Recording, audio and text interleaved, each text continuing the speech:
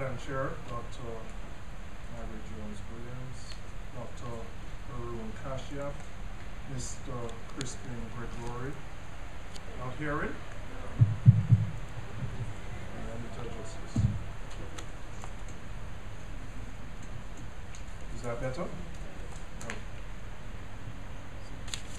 Hear me now? Okay. Mr. Crispin Gregory, Mr. David Barrett, other distinguished stakeholders in the energy industry and sector. And I do want to acknowledge, he was acknowledged before, Professor Anthony Chen. We don't have many Nobel Prize winners in Jamaica. He's one such, and I do want to acknowledge him for being here. Ladies and gentlemen, good morning all. Let me, first of all, thank the UNDP, who has collaborated with the government of Jamaica to launch the Sustainable Energy for All initiative, and to indicate why, as a government, we believe it is important to be associated with such an initiative. You've heard some of the statistics before about the context of the challenge that faces Jamaica, and I will put it into some more perspective.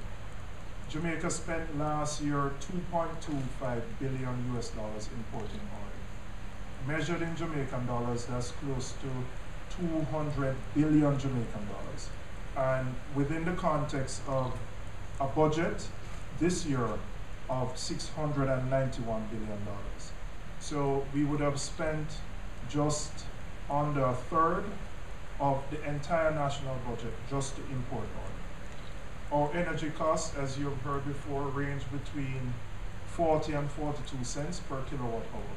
If you compare to our trading partners, the one that I like to use the most, Trinidad, who is at 5 to 6 cents, so we are at a multiple of 7 times what our main trading partner, Trinidad, is in the Caribbean region. The public sector in Jamaica spends on average $1.2 billion per month on energy. 1.2 billion Jamaican dollars per month, for a total annual bill of about 13 to 14 billion Jamaican dollars. If you add up the total sum of all our exports, whether it be from tourism, bauxite, alumina, where we have challenges now, all our exports, we still would not have enough money to pay for the importation of oil. The challenge that we face with energy in Jamaica, I would categorize as the #1 challenge facing the country at many levels. We simply can't be competitive as a country unless we bring down the cost of our energy. We won't be able to attract investments in many areas, and we are already experiencing challenges, particularly in bauxite alumina, where a number of our plants have been closed, simply because our cost of energy is too high. 70% of those production costs are accounted by energy. In every other sector, whether it be in tourism, whether it be in manufacturing, whether it be in information technology, we simply can't be competitive unless we drive down our energy costs. And if we take it to the level of the household, I think the #1 issue that most Jamaicans dread, the bill that you fear the most is not the water bill, it's not the cable bill, it's the light bill. And if you measure I'm going to give you an example to understand the extent to which our high energy costs cripple economic growth. We have a conservation program which the ministry launched, where we intend to achieve a 30% reduction in the government's energy consumption. We're spending 1.2 billion a month. So let's assume we could save 360 million Jamaican dollars per month. And let's assume that that money could be plowed back into the economy to buy goods and services. You then begin to appreciate the extent to which we could generate economic growth. And then you understand why we have not been able to generate any appreciable economic growth, not just yesterday or last year, but over the last 40 years. We have many challenges, but energy is possibly, I would say, the greatest challenge. And this administration is fully committed to taking on that challenge, to solving that problem of energy so that the country can go forward. And the goals of the Sustainable Energy for All initiative are consistent with our own energy policies. And I'm just going to go through a couple of them. First, in terms of access, I've heard the figure of 90%, but our figures indicate that in terms of access, universal access, it's actually 97.5% within the country. So 7.5% of Jamaicans have access to electricity. Through the Rural Electrification Program, we are committed to supplying the other 2.5%. And we have mandated the REP to look at alternative forms of energy, to look at renewable forms of energy to reach the other 2.5%. Many of whom are in deep rural areas where the provision of electricity would be particularly expensive, using the traditional means of the poles and our lines. In terms of renewables, we are currently at 9%, and we have set a goal of getting to 30% by the year 2030. And there are a number of things that we have done to facilitate this target. You would have heard of the, well, it didn't start with this administration, but we actually implemented it. Net billing, which was launched about 2 months ago, where the minister awarded a number of licenses to Jamaican businesses, consumers, and I know there are more who have applied. Net billing allows an individual who generates his or her own electricity, whether it be by solar or wind or any other source, to sell back to the grid. What that does, it reduces the initial capital outlay that the individual would have to undertake. And secondly, it speeds up the rate of return on your investment. So that's one initiative that we have undertaken, which we believe will make it more attractive for Jamaicans to look at renewable energy sources. But we're not just leaving it there. Net billing is the first aspect of what we're doing. The government is committed to net metering as well. We're also committed to ensuring that we have power wheeling, where an entity who generates its own electricity can wheel that power to other entities under the same legal jurisdiction, the same company. So if you are located here in Kingston and you have an office in Montego Bay or Mandeville, you can supply those offices with electricity. That is important, particularly for our economy, because it offers opportunities for the development of economic zones in particular geographic areas.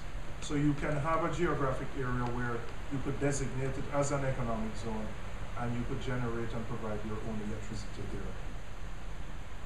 We are committed to diversifying our fuel sources.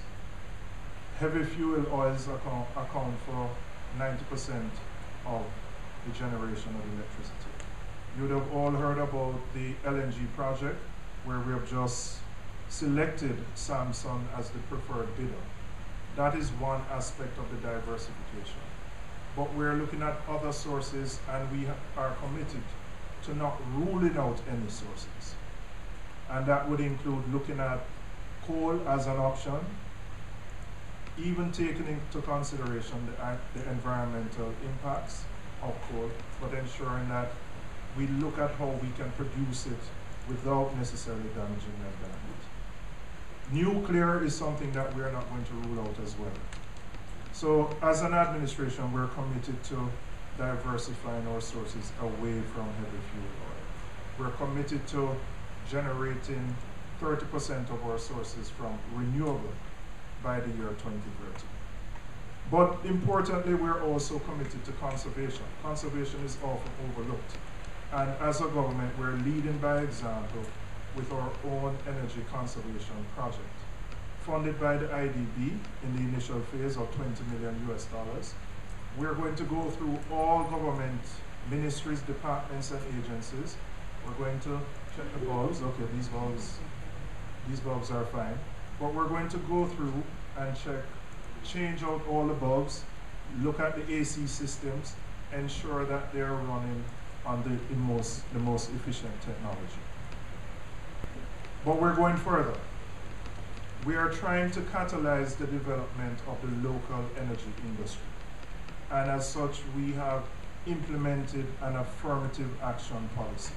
I call it affirmative action for local suppliers. So in the RFPs that have been issued in this project, if a local supplier comes within 15% of the bid price of the overseas supplier, the local supplier will win the bid. We believe it's important that we have indigenous skills and expertise in the energy sector. And as such, we are incentivizing local companies to compete. And we're talking about a $20 million US project, which at today's exchange rate is about 1.8 billion Jamaican dollars. So the government would be spending a relatively significant amount on energy saving equipment, devices, and technology over the next couple of years. And we anticipate that that project will pay for itself actually in 3 years with the cost savings that we hope to derive. As I mentioned to you, at $1.2 billion per month, it's a significant drain on the budget.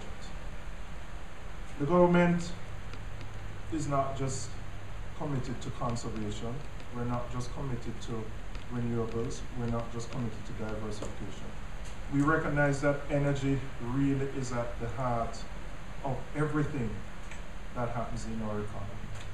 It affects every single sector, it affects households, it affects our transportation, it affects us all.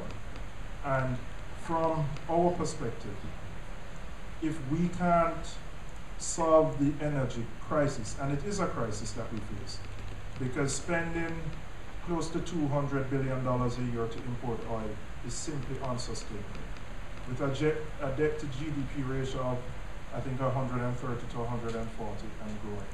It is simply unsustainable.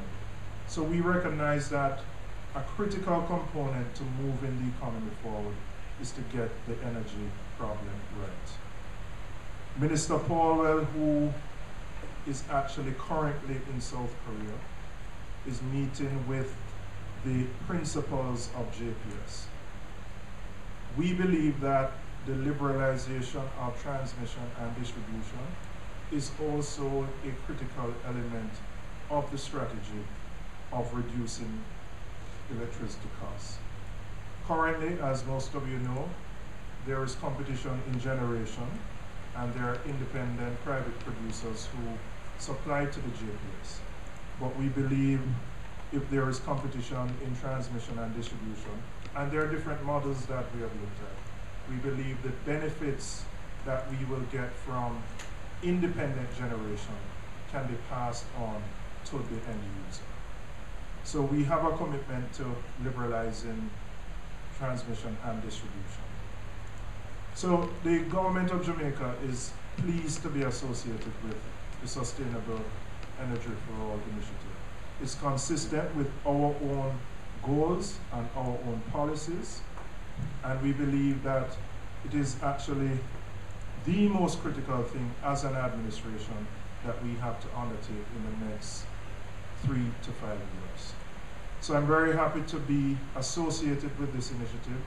I'm happy to be representing the ministry that is taking the lead on this initiative, and I'm happy to officially declare that the Sustainable Energy for All initiative is launched. Thank you very much.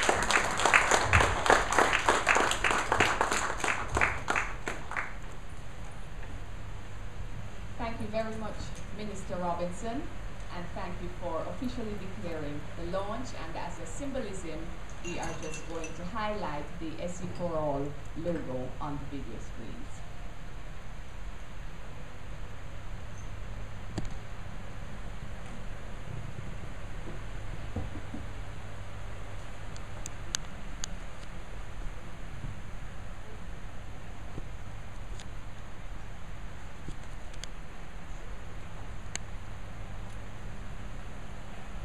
Thank you all. Ladies and gentlemen, we have come to the end of the opening ceremony. Again, thank you for your patience.